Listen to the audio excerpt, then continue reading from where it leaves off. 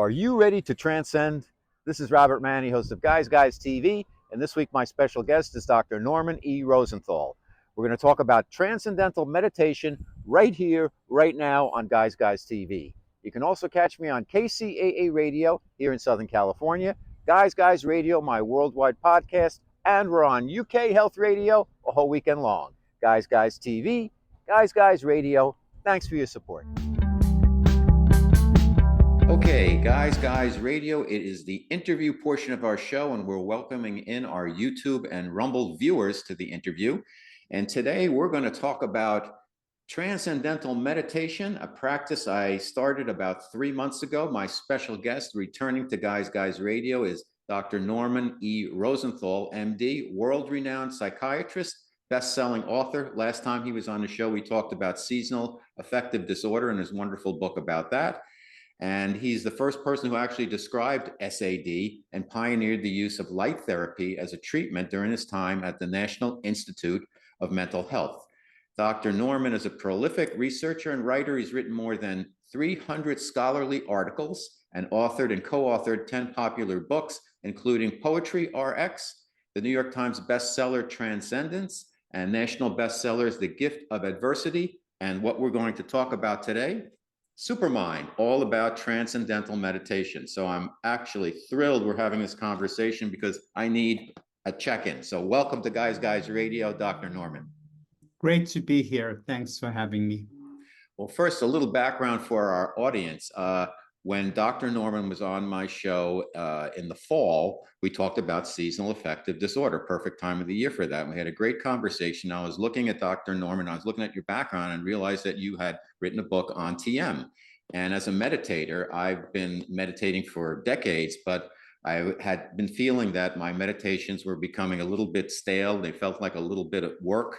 I've done the Fritz Smith's zero balancing meditation, my own kind of guided, self-taught guided meditations, as well as a kind of a just nothingness, I'll call it, meditation.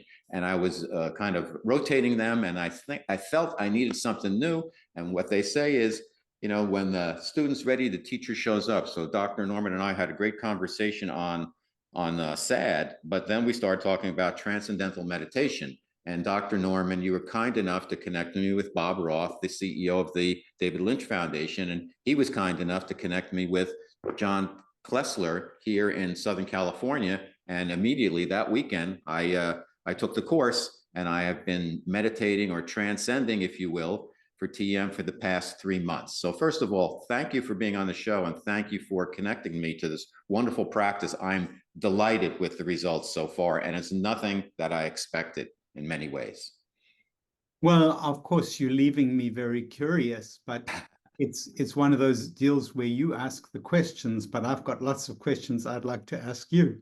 Well, let's have a conversation. Let's start maybe for the benefit of our listeners and viewers who may not be that familiar with TM. They might have heard about the Maharishi Mahesh Yogi and his work with the Beatles. They might have heard the term TM. They might have heard about a mantra, but they really don't know exactly how that all works together and what TM is, because to me, it's a lot different than what I expected. And I had those little sound bites that I tried to connect the dots, and I had an idea, but what it is very different than the idea. So why don't you start with, since you wrote this wonderful book, Supermind, about TM, explain to us what exactly it is and how it differs from other types of meditation.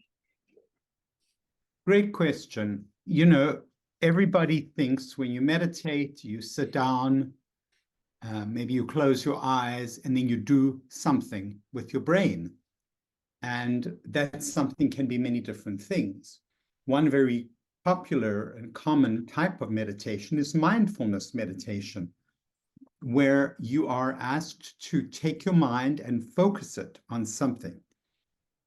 Could be on your feelings, your breathing, what goes through your head. You know what I'm saying? Yes. Focus your mind somewhere and keep it steady and focused, and then whatever they claim will happen, so a lot of people do it, and so they're getting something out of it. So that's one common form of meditation, and I had tried it, but I don't have a mind that's very obedient. to be focused on anything in particular. You know, it's been a curse and a blessing. A curse because I was the one in class who was looking out of the window at the bird in the tree rather than on the blackboard. I thought it was much more interesting. And so I suffered by losing bits and pieces of information, but I gained because my mind went wherever it wanted, and sometimes it went to good places. So then the other type, that's mindfulness, but the other type, transcendental meditation, is mantra-based. Now, in this particular type of meditation, you're asked to think a mantra. Now, you might say, well, what's the difference between thinking a mantra and focusing on something in your body or on your breathing? Well, the difference is all in how you're taught to do it. And you're taught to effortlessly access the mantra. So it sounds, you know, I could imagine me listening on and not knowing what was going on and saying to myself, well, thinking something and accessing something, that sounds really pretty similar. Isn't he just kind of getting stuck on little picky points that make his brand sound different than the other one's brand? I'm a very skeptical person. But, you know, meditation is one of those things where you can't reason yourself through to whether it's a good idea or a bad idea. You just have to do it. And by doing it, you see, well, what does it do for me? And so back in the 70s, I date myself now, in South Africa, the TM had just come, the guru, the Beatles had just been to the guru, Maharishi Mahesh Yogi, who brought this technique from India to the West. And they'd just been there, and it was the cool thing to do to go and get your mantra and to go and learn the technique. And I went to a little house in Johannesburg and I learned, and there was this very pretty young woman who taught me, and probably sexist young man that I was at the time, I thought, well, she's very pretty and she's very nice, and I liked her telling me this mantra, but I don't know that it really does anything. And of course, I didn't give it a proper chance, but I did get a flavor for it, how it was to think the mantra, and they taught it to me, and they've got a standardized way of teaching it. And then a lot of skeptics say, well, if it's just a short little word sound, what do I need to have to pay X number of dollars and go to a place and go through the rigmarole? It's a scam, or it's a racket. No, it isn't a racket. And I conclude that after many years of seeing plenty of rackets. I worked with pharmaceutical companies. I did research. I did a lot of things. I know rackets when I see them. This is not a racket. It is a very ancient Vedic practice. And it's taught by people who are very dedicated and steeped in helping people to do what is a very hard thing to do. And that's just to simply think a mantra and figure out how to use it in a way that it yields its effects. Okay, so now what are its effects? Its effects are that from listening to the mantra, accessing the mantra, you move into a different state of consciousness called transcendence. It's not sleeping, it's not waking, it's not dreaming. And there again, you know, I'm a scientist, as you know, Robert has said. I have done a lot of research, published in lots of places. And so I'm not just ready to, you know, pick up any fad when I find one. But here I thought, well, you know, what is this fourth state of consciousness beyond waking, sleeping, and dreaming? I've only experienced 3 states. Well, when I began to use the mantra as instructed, I found myself kind of dipping into this pool of consciousness. I can only call it that, where things kind of came floating in and out of my mind. I was very relaxed. And So I realized that there really is another, and there are probably many states of consciousness. And in fact, this is not a purely Eastern thing. William James, the great so-called father of psychology, actually said, and I quote this at the beginning of my book, Supermind, I quote a famous quote by him. And what he says, if I can locate it, is, our normal waking consciousness is but one special type of consciousness, whilst all about it, parted from it by the filmiest of screens, there lie potential forms of consciousness entirely different. We may go through life without suspecting their existence, but apply the requisite stimulus, and at a touch, they are there in all their completeness, definite types of mentality, which probably somewhere have their field of application and adaptation. No account of the universe in its totality can be final, which leaves these other forms of consciousness quite disregarded. So there he is telling you, telling us there are other forms of consciousness. And so just to clip this one off so that I don't end up giving you a long rigmarole, I started meditating. I became fascinated in it. I left it for many years while I came and did my residency, and I immigrated, and I did so many things. But then, because a patient told me, you really need to get back to it, I listened. I got back to it. And so much of my career and my success has followed from just following that instinct and that kind instruction that my patient gave me. That's an absolutely amazing story. My special guest on Guys Radio, Dr. Norman E. Rosenthal, MD, the author, psychiatrist, and author of Supermind, How to Boost Performance and Live a Richer and Happier Life Through Transcendental Meditation, Livelihood, Relationships, Purpose. So we're going to have a conversation today. So why don't I add kind of what's happened to me since you were kind enough to connect me to Bob Roth. As a meditator, when I showed up at John Klessler's place in Encinitas, we went in a room, and you can tell me if these things I can't talk about, but basically I heard him in this private room. He was up at kind of, I don't want to say it's an altar, but kind of a special place in the room. And then I heard the sound, and I'm like, I just gravitated to it. It was just like, I just felt it. And then he came over and he told me my mantra, and that was the sound that I had heard. And so I started using it. And all I use for the mantra is, I don't like repeat the mantra when I'm transcending, if you will. I take about 30 seconds and it just kind of comes to me. And I use it to make these like little dives. I mean, what I was taught was that, our conscious mind is kind of the top of the ocean. And Bob Roth goes through all of this as you do. And, the boat can get rocky, but the stillness of the bottom of the ocean is always the same. And part of the practice is to get to that area of stillness for a brief period of time and get closer and closer to being more transcendent and more into a state of pure consciousness. So what happened with me, Dr. Rosenthal, is that it wasn't anything that I expected. I found for the first at least 2 weeks of doing my 2 a day, 20 minutes in the morning, 20 minutes later in the day, that what was happening to me, I wasn't thinking of anything. And all of these things from my past came up.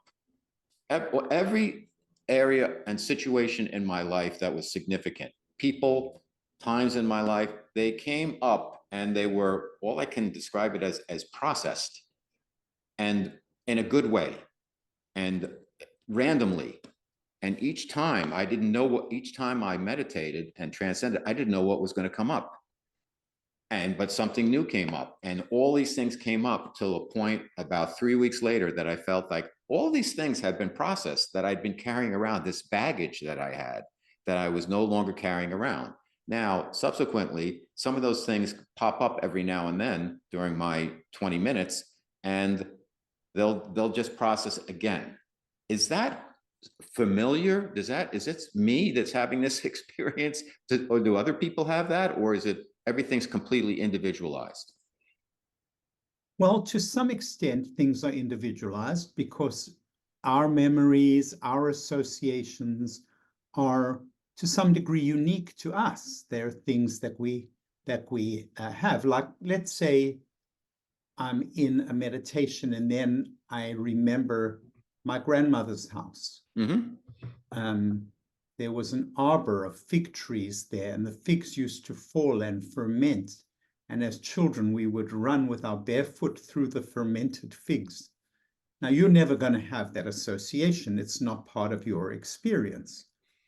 And I'm never going to have that association when I'm in my normal workaday world. It would be very unwelcome to start having fantasies of one's grandmother, like Marcel Proust's Mm-hmm. Search for Lost Time. But you know what the transcendent state allows you is for your mind to go anywhere it wants, so to speak. And what I find regularly, you know, I'm now assiduously doing meditation twice a day because I need the creativity that comes from the meditation. Ideas kind of come out of the state of transcendence, this fourth state of consciousness, as it's called. Ideas come out and it gives me ways to go forward. And it's a very enlivening and creative part of my mind that I wouldn't have access to otherwise. Yes, that makes a lot of sense, because what has happened is, as these things clearing for me, it was almost as if I was remote viewing.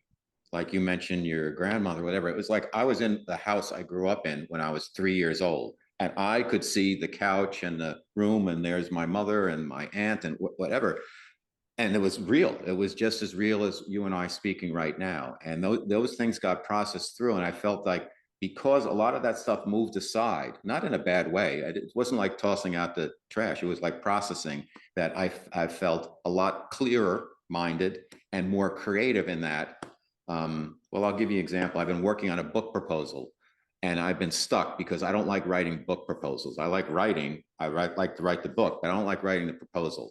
And I was just stuck. And since I've been meditating, the proposal's kind of broken out into different pieces and come back together, and it's all gotten completely organized, and I keep adding to it, and I'm getting insights that are enhancing it in incredible ways. And I've even trying out some of the concepts, talking to people, not letting them know what I'm doing, and I'm finding, like, wow, I'm getting wow moments that are coming through, and I can connect that to the practice of transcending. Well, I must say I'm delighted for you, but I'm not surprised because I've experienced that myself. I've heard it from my clients. I've heard it from people whom I've interviewed. And it's one of the wonderful features of this technique. It's a great creative tool. Of course, it does much more than help you create. It also shapes one's life. And in fact, after I'd written Transcendence, after I had been meditating for some years, I began to realize a little bit of what you're saying, that it starts to shape. Look how you're talking about how it shapes your thinking. Mm-hmm. Here's a very important thing to you, your book proposal, that you can't just muscle your way in and take chunks and move them around like blocks of concrete Right. in structure.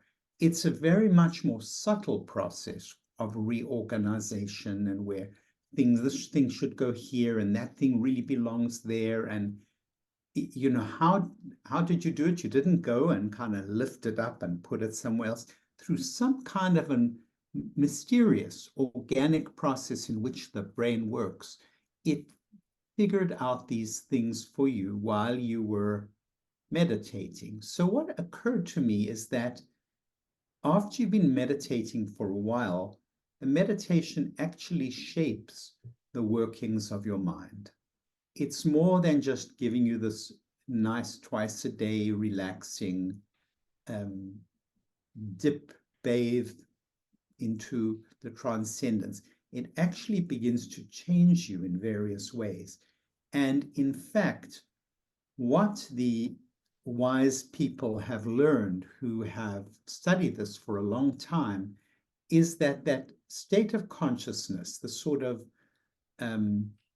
oceanic state of consciousness that we're talking about, you and I, and when I'm talking like I am now to somebody who also does it, I slip into that state. That oceanic state of consciousness begins to move into your mind in various ways. And it begins to influence how you function in your daily life. It shapes your mind, and it has been called cosmic consciousness. That's the official description. It's the fifth state of consciousness beyond transcendence. And it begins to shape your mind. And as a psychiatrist, I thought, well, that is so interesting. How does it shape your mind? What should I call the book? How do I understand it? And I thought, well, it's the supermind. It's you know, it just takes the mind to another level. And then with some colleagues, I, Fred Travis and another gentleman, we developed a questionnaire, and we administered it to over 500 seasoned meditators to see how long does it take for people to develop these changes and what are the changes. And then I subjected the survey findings to statistical analysis, and I found that you can break it into three factors. There is what we call the supportive nature, and there is transcendence, and there's one other. It's been a long time since I looked at the results. But we should talk about all of the different elements that come out of the supermind, because it's quite remarkable. And then what I did is I found individuals, sometimes people who scored or who achieved at very, very high levels, who had found that TM helped them in their various endeavors. So that's what I call the supermind. It's beyond the transcendence. It's the fifth state, known as cosmic consciousness. Do most folks who get involved in TM come from, like myself, I was meditating for years, but I felt that I could get a lot more out of it versus people who have not meditated and they jump right straight through into TM. Is there, It varies. and when you tested, do you split those two variables? You know, it's a really good question. I didn't ask that particular thing. Mostly, I assumed, maybe incorrectly, that most of them had come from a TM background. However, what I have heard many times is the more I do TM, the more mindful I become, because without going directly for it, you begin to feel the texture of things, the smell of things, the flavor of things. It's as though everything becomes more vivid and everything becomes more exciting, I would say, or soothing. Depends what sort of thing. If you hear music, you may enjoy it more. If you go for a walk, you may notice more.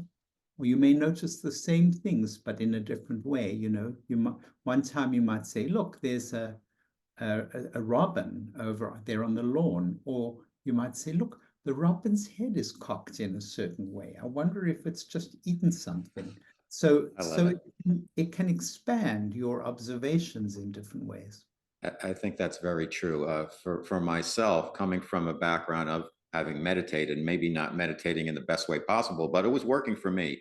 This has supercharged my meditations in a very short period of time. And now what I find is, and maybe it's just part of the ascension, moving towards like the fourth dimension, if you will, I find myself witnessing more than reacting. I find myself listening more. I see through things. I have a pretty good, being a New Yorker, I have a pretty good BS detector. But I find with through the TM practice, I'm knowing things faster. and innately, if you will, and not in a way like superior. Oh, I know that, but I just know it inside. It's like very quickly I pick up on things, on people, on situations. And again, I go back to this proposal I'm working on. What the TM I think helped me with was find out everything added up, everything made sense. It was boring. I had to get into the essence of what I'm really trying to say. Why would I write a book about something if I wasn't really passionate about a core belief and how to emotionally connect with the reader with that? And that's what my transcending has helped me do, to be clear enough. And I don't have a better word right now, forgive me, to be able to access that creativity to find the emotional connection that I needed with the work. Well, it's really you're talking a language I can relate to very much, because as writers we look for clarity, and clarity often means taking away the things that are extraneous Right. and seeing what's left when you remove the fluff, and something clear emerges, and that's very exciting. It's been great. So talk to us about, and for particularly for our listeners and viewers who are not as familiar with TM as you are, and me as I'm still a neophyte, but I'm getting a lot out of it in a quick period of time. The metaphor of like we're on top of the ocean and we kind of in that 20-minute period dip into the quiet level below, and how we use the mantra as kind of a way of taking a little dives, because I don't find myself repeating the mantra over and over again. It comes and I use it, and then sometimes it goes away and then it comes back. And when the 20 minutes are up, and by the way, TM, the foundation, has a great app. I use the app every day, and it lets you know gently when the 20 minutes is up, and then it allows you the time to kind of come out of it for about 3 minutes, so you just don't jump into your day-to-day life again. But it's important that we let go of the mantra. I never think about it during the day. I've never repeated it to anybody. I've never written it down. It is what it is. Of course, at the beginning, I was like, well, how did they come up with that? Is there a series of 10 of these? And then I'm at the point, I don't care. All I know is I have something that I draw on during my transcending time, and that's it. I use it, and then it goes off wherever it goes. Well, I'm just sort of sitting here as you're talking, and a lot of my clients have now meditated. And when we talk about meditation, as we're doing now, I can feel myself sort of slipping into the meditative state, because it's so charming, in the words of Maharishi. He says, very charming. He used to say, if you're in a room with music, but in the next room, there's music that's more charming, you're going to move to that room. And the mantra puts you in a state that's just more enjoyable, more productive. And that's the transcendence. And yeah, I think it's in a way, it's very simple, but it's also very profound. And there's many things written, and as you talk, the writings come to mind. There's a very famous verse from one of the Vedic texts, the Upanishads, that says there's a mind within the mind beyond the mind. It is the supreme knowledge, or it's the supreme wisdom, and dwell there. The idea that there's a mind within the mind. It's very much like William James saying, just touch a certain stimulus and you're into a different state of consciousness. Okay. Guys Radio, my special guest is Dr. Norman E. Rosenthal, MD. We're talking about supermind. We're talking about transcendental meditation. I think an obvious question that people may ask after practicing for a brief period of time is, sometimes they feel, and I went to actually, they had kind of a workshop, seminar, lecture at the foundation location in Encinitas, California, and it was about, maybe you've been transcending for a while, and you feel like sometimes you're just sitting there for 20 minutes. What's going on? Things come up, little bits of your day-to-day life, and am I really meditating? Talk to us about that, because I think that's really important, because sometimes it can feel like, well, I'm not really meditating right now. I'm just thinking of stuff. But I've also found that when I do that, I get to a point where all that stuff goes away. Like some of the day-to-day stuff come up, I think about them, and then they dissolve. And then I'm in that kind of transcendent state. I think this is really where the TM teacher is so valuable because, okay, you think about that on one occasion, but if you think about it repeatedly and you find you're not really getting a lot out of your TM, sometimes talking with a TM teacher who's been around can make such a difference. I'll give you my own example. I had done TM, as I said, when I was a really young man, and I came back to it 35 years later. And now I'd been given my mantra. It was really the same mantra as I had before. I remembered the mantra. And I just didn't feel I was getting into the transcendence. And I remember exactly where I was. Friend's 60th birthday. I was sitting there next to a TM teacher. And I was telling her, look, I don't think it's happening. I don't think I'm getting it. And she started asking me questions. And one of the questions was, is your mantra changing in its quality as you think it? And I said, yeah, it is. And she said, you may be transcending more than you think you are. Just keep going. That was all I needed. That it was probably happening, but I was being impatient as to what I thought I should be changing or thinking or doing. And when I just relaxed and I went back to it, and of course, subsequently have had it refreshed by different teachers, it is an easy thing to do. It is an easy thing to do, but it's also, you have to do it as directed because it's specific. And when I hear that you got the kind of results so far that you got, even though you'd meditated in a different way for a long time before, it reaffirms that this is really a different technique. It's a potent technique, and it's one that I'm happy now. You have to recommit to it periodically because stuff comes up in your life and it knocks things out the way. All kinds of good habits can suffer. But my advice to people who find that that's happening is, as soon as possible, get back on the horse again, get back into the practice because it really makes life better. Yeah, that's a great insight, Dr. Norman, because the 20 minutes, twice a day, and I want you to talk about the importance of that and the significance of that. I get up a half hour or an hour earlier, so I'm up at 6 and I'm meditating because I don't want to look at the phone. I don't want to have any extraneous stuff, and everybody's schedule is different. And then I do my around 4 if I can, or 5, whatever. Or if I have to do it later, I do it later, but I like to do it before dinner if I can, and just find that 20 minutes to get by myself. The way I think of it is just do it. Do it every day, because there'll be days that come up that we can't do it, where we're traveling or this or that, we're with other people in meetings, whatever it is. So anytime you can do it, do it. And then you'll make up the time. If you miss a day, whatever, you get back, as you say, back on the horse. Fortunately, I figured at the beginning, I really got to be mindful about this. So I've done 86, 87 days in a row now, twice a day.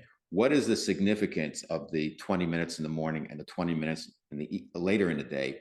And is there a difference in the meditation? I have found the morning one wakes me up. When I do it late in the day, sometimes I fall asleep. Well, I think it's really, these are very important questions. And, anybody with brains is going to ask these questions because our time is extremely valuable and how we use it is extremely valuable. We have to be very careful. But the way I see it, there are some foundational habits, and our health and well-being rests on these foundational habits. Meditation is one of them. Sleeping, another one. Good eating and eating regularly, a third.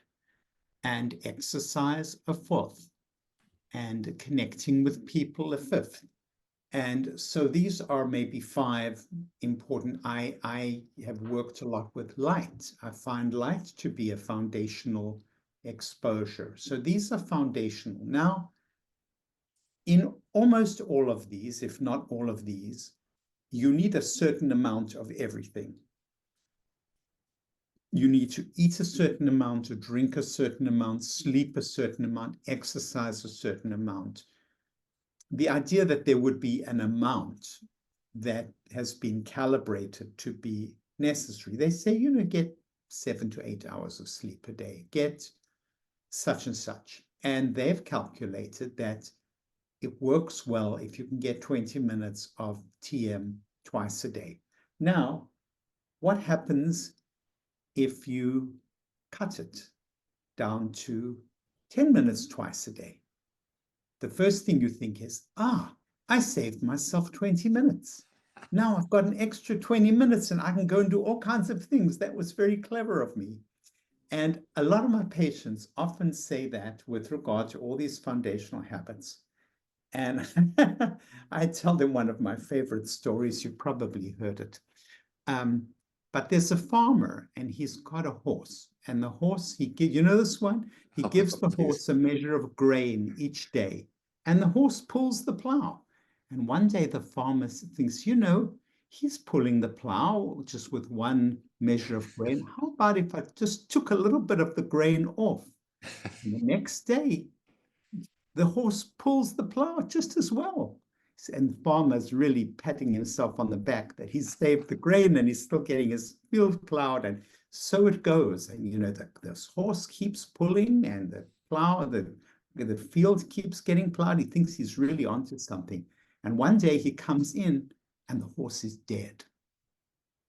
And that's the story, because sometimes we deprive ourselves so much that something dies, a relationship, our work, our health, there are, now I'm not trying to be alarmist about it.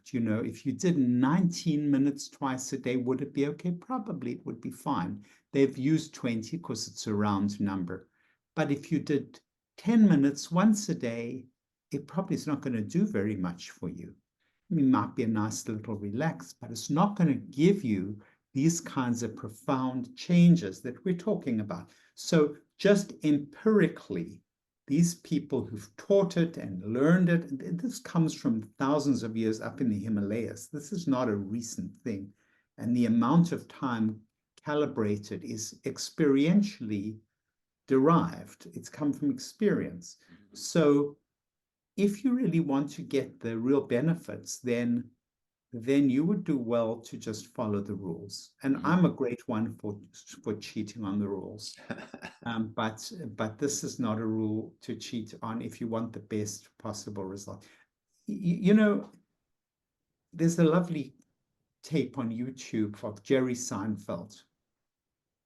And he's been a long-standing meditator. And he was meditating just at night. And he said it was helpful, but he found himself getting worn down because he's, an old dad and he's been at it for years, and he found himself getting worn down. And then he spoke with Bob Roth, whom we spoke with before, and Bob told him he must add the morning one. And he thought, what do I need to meditate for in the morning? I've just had a night's sleep, so why must I meditate now? Well, they're different. And he said when he looked at his bed, it looked like there had been a war in the bed during the night. Sheets were all churned up. And he started doing it twice a day, and it made a real difference. But, I've got an assistant who does it once a day at night, and he finds some benefit. Okay. I feel like telling him to do it once in the morning as well, but I'm afraid he'll be late. Last question for you, and I think this is important because for those out there wondering, what are the actual and you're a doctor, so it's all about the science and the research and quantifying this. There have been studies on the benefits the quantifiable measured benefits of TM in terms of lifespan and health. Talk to us quickly about those. The strongest data are in the cardiovascular area. There's evidence that it lowers blood pressure, not only statistically significantly, but clinically significantly as well. It lowers blood pressure, and as we know, whatever lowers blood pressure is going to give your heart a better run for its money. And so that's a big deal. But I've seen it help so many people. I've seen it help people with PTSD. I've seen it help people with migraine headaches and all kinds of things. So a burnout, work-related burnout, you know, the body and the mind, they're so intertwined. You can't really separate them that easily. So I think it's a hugely beneficial practice. Yes, 20 minutes twice a day is not trivial in our busy lives, but for those who do it regularly, they find it's a price well worth paying. Fantastic. Dr. Rosenthal, thank you so much for everything you've contributed to, not only to the show, what you've shared with me personally, Mike, the connection you've made with me to get involved with TM. I love it.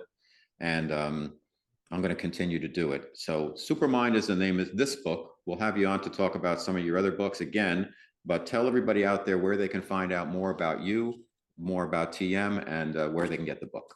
Yeah, I have a web page at normanrosenthal.com. I have a Wikipedia page. And, you know, there are many YouTube videos and other videos and remarks about me.